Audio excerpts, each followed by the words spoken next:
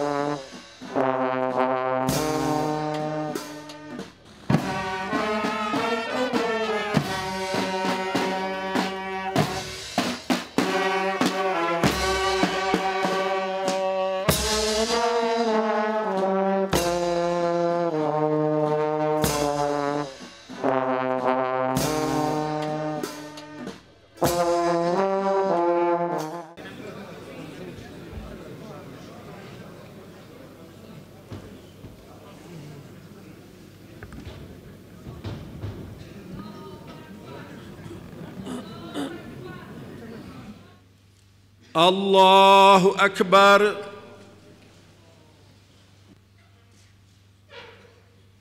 الله أكبر. الله أكبر.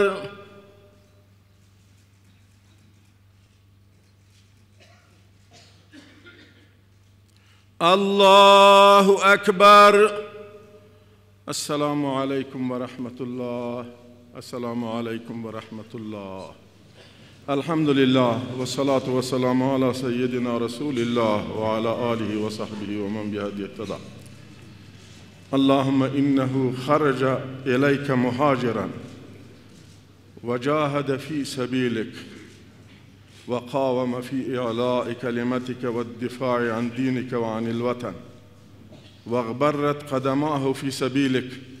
اللهم فاعف عنه وتجاوز عن سيئاته وادخله جناتك النعيم ونعيمك المقيم.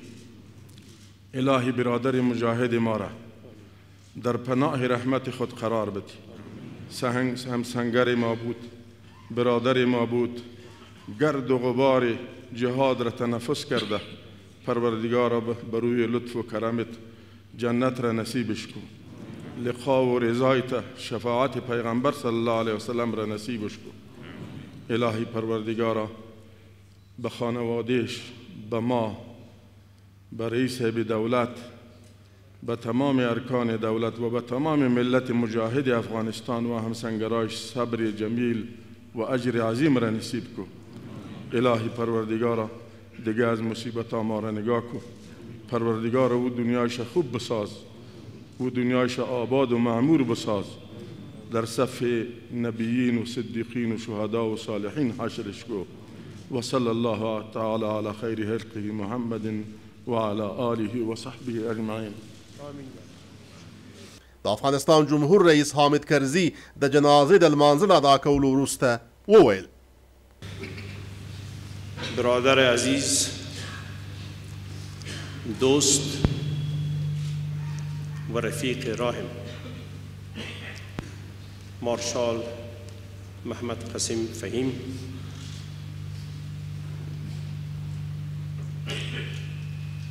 جهان فانی را وداع گفت به حق پیوست. انا لله و انا الیه راجعون. مارشال محمد قسیم فهیم که من همیشه در مجالس، در تلفن، در گفتگوی شخصی مارشال خطابش می‌کنم.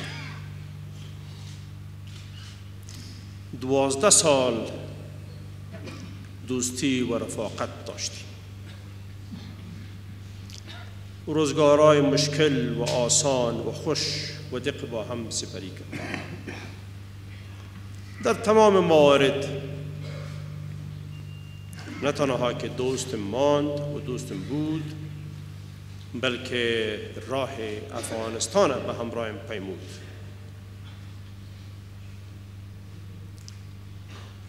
انسان وطن دوست و دوست شناس در تمام قضایای ملی، در تمام قضایای دولتی مهم افغانستان، در تمام قضایای سرنوشت ساز به خاک، چه در داخل چه در روابط بیرونی، به تمام معنا همراه و همکار بود. درک ما از اوضاع یکی بود، تحلیل ما از اوضاع یکی بود.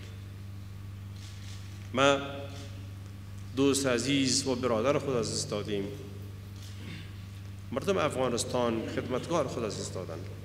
خدمتگاری خاک بود، دلش میسوخت به رنج و دردی خاک. شخصیت کنان مملکت بود.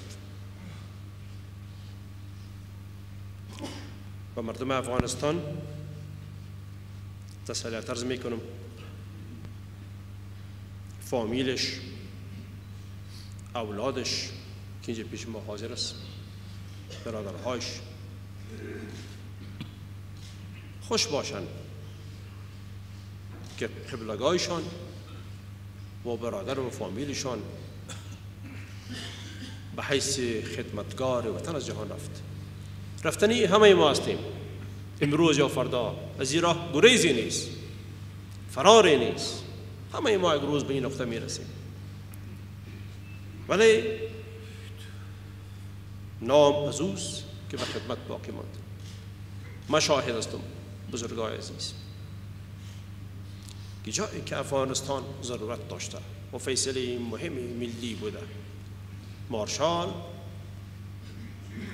هم شعر معروف پشتو لکوان مستقیم پر خپل مکانش جایش که اینجا مستقیم استاد می بود، گر خزانه می آمد گر بهار، منفعت ملی افغانستان و خیر مردم افغانستان. خداوند جنتان نصیبش کنه، فامیلش صبر حوصله بده و برای وطن دوستی قبلگاه خود اولاداش برن که میرن تربیتشان همت رس و برادرها و اقارب و دوستا و همسنگرهاش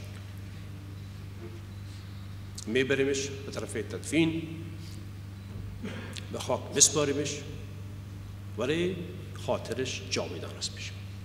بیا د مارشال محمد قسیم فهیم زوی عقیل فهیم به خپلو خبرو کې وویل: پدرم مارشال فهیم در حالی که هنوز کشور معروض به جنگ و مداخلات خارجی بود، وظیفه خود را پایان نایافته می‌دانست و برای دستیابی مردم افغانستان به صلح و امنیت پایدار می‌اندیشید و آرزو داشت تا روزی شاهد برگشت صلح و تفاهم ملی در پرتو عدالت اسلامی و رفاه اجتماعی بوده باشد.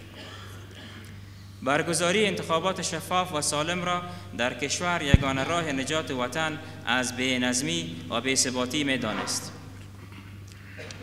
من به خاطر برآورده شدن خواست‌های مرحومی که همان تأمین صلح و ثبات دائمی در کشور، تأمین وحدت ملی، رعایت حقوق مردم، برگزاری انتخابات سالم و شفاف، تحکیم پایه‌های نظام سیاسی کشور می باشد، یک بار دیگر تأکید نموده و از مسئولین محترم دولت جمهوری اسلامی افغانستان و مجاهدین و مردم شهید پرور کشورم می طلبم تا در این راستا مساعی لازم را به خرج دهند. در اخیر یک بار دیگر لازم می‌دانم تا از توجه شخص رئیس جمهور افغانستان جلالتمآب حامد کرزی، کمیسیون محترم مراسم دولتی تدفین مرحوم مارشال فهیم و همه عزیزانی که به خاطر اشتراک در این مراسم قبول زحمت فرمودند ابراز امتنان و قدردانی نمایم. د مارشال محمد قسیم فهیم جنازه په داسې حال کې چې د افغانستان د اسلامي جمهوریت په درې رنګه بیرغ پوښل شوې وه او د ملي اردو د افسرانو لخوا په درنښت سره وړل کېدله، خاورو ته د سپارلو په موخه د کابل ښار د دې کیپک تپې ته ولېږدول شوه.